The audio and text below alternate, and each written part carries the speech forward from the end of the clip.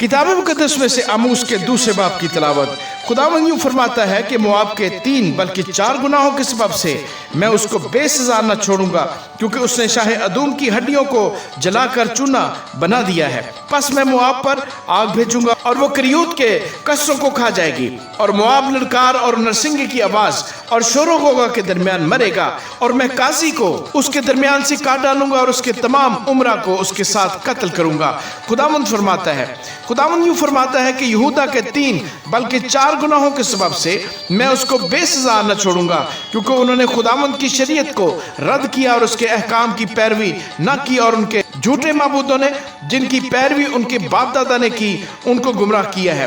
बस मैं यहूदा पर आग भेजूंगा जो यरूशलेम के कसरों को खा जाएगी। खुदावंद यूं फरमाता है कि इसराइल के 3 बल्कि 4 गुनाहों के सबब से मैं उसको बेसज़ा न छोड़ूंगा, क्योंकि उन्होंने सादिक को रुपया की खातिर और मस्कीन को जूतियों के जोड़े की खातिर बेच डाला।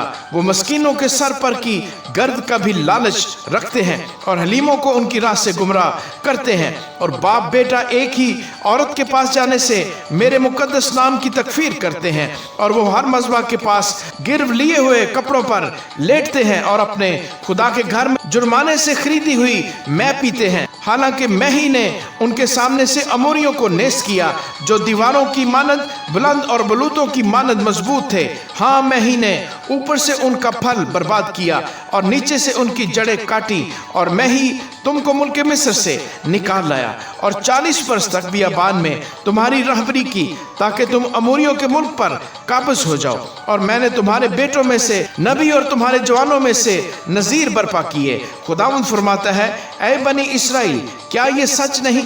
लेकिन तुमने नजीरों को मैं पिलाई और नबियों को हुक्म दिया कि नबूवत ना करें। देखो, मैं तुमको ऐसा दबाऊंगा जैसे पूलों से लदी हुई गाड़ी दबाती है, तब तेज रफ्तार से भागने की ताकत जाती रहेगी और जोरावर का जोर बेकार होगा, और बहादुर अपनी जान ना बचा सकेगा, और कमान खींचने वाला खड़ा ना रहेगा, और तेज कदम और सवार अपनी जान ना बचा सकेंगे, और पहलवानों में से जो कोई दिलावर है नंगा निकल भागेगा। खुदावंद फरमाता है, आमीन।